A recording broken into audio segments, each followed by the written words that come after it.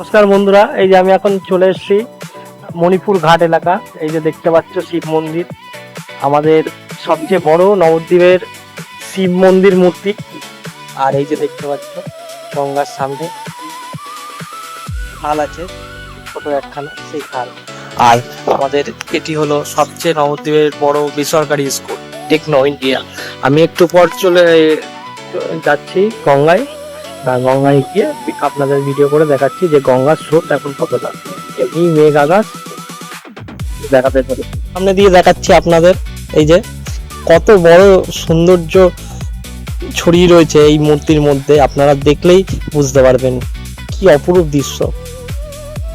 আপনারা ভালো করে দেখেন, এই মূর্তিটি খুব সুন্দরভাবে তৈরি হয়েছে এই নবদ্বীপ মণিপুর ঘাটের সংলগ্ন এলাকায়। মাত্র চলে এলাম আমি মণিপুর ঘাটের সংলগ্ন এলাকায়, একটু পর স্নান করতে নামবো।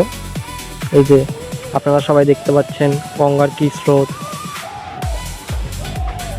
আমাদের নবদ্বীপের মধ্যে এইটি হলো সবথেকে বিস্তৃত এবং বড় ঘাট, যেখানে শয়ে শয়ে লোক স্নান করতে পারে।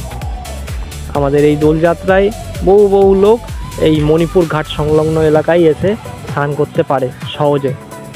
আপনারা যদি কোনোদিনও দোলযাত্রায় আসেন বা কোনো কারণে আসেন, এই ঘাটে একবার করে দেখে যাবেন যে কতটা সুন্দর না এলাকা।